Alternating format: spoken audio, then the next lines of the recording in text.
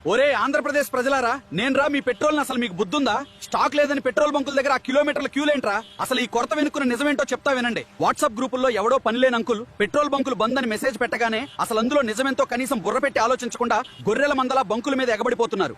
రోజు 1/2 లీటర్ కొట్టించేవాడు కూడా ఇవాళ ఫుల్ ట్యాంక్ కొట్టిస్తున్నాడు. అది చాలక క్యాన్లు, పాత థమ్స్అప్ బాటిల్స్ పట్టుకొచ్చి నెలకు సరిపడా నన్ను మూట కట్టుకుపోతున్నారు. అసలు విషయం ఏంటంటే ఇంటర్నేషనల్ మార్కెట్ లోన డిమాండ్ పెరిగి క్రూడ్ ఆయిల్ రేట్లు మండిపోతున్నాయి. ఆయిల్ కంపెనీలు వాళ్ళకి లాసులు వస్తున్నాయని సప్లై కొంచెం కంట్రోల్ చేశారు అంతే. ఫ్యాక్టరీల ఓనర్లు పబ్లిక్ బంకుల్లో స్టాక్ జురుకుంటున్నారు. దీనికి భయపడిపోయి ఒక్కొక్కడు క్యాన్లు, డ్రమ్ములు, ఆఖరికి ఇంట్లో నీళ్ల బిందులు తెచ్చుకుని బంకుల్లో లేకుండా నన్ను ఎత్తుకుపోతుండా. ఏలూరు, విజయవాడ, గుంటూరు, కర్నూలు వాళ్ళకైతే పూనకాలు వచ్చేసాయి. బంకుల్లో నన్ను పీల్చి పిప్పి చేసి నో స్టాక్ బోర్డులు తగిలించేలా చేశారు. రాజమండ్రి, కాకినాడలో అయితే కారుకెయ్యి ఆటోకి 300 అయితే ప్రభుత్వం కూడా నెత్తినోరు బాదుకుంటుంది. ఒరే నాయన్లారా, కావాల్సినంత స్టాక్ ఉంది, ఇంకో ఎక్స్ట్రా కూడా దింపుతున్నాం, భయపడకండి అని. అయినా మీకు చెవిటివాడి ముందు శంఖం ఊదినట్టే ఉందట్రా. సోషల్ మీడియా పుకార్లు నమ్మి థమ్స్అప్ బాటిల్స్, పిల్లల పాల డబ్బాల్లో నన్ను దాచే కక్కుర్తి ఆపండ్రా.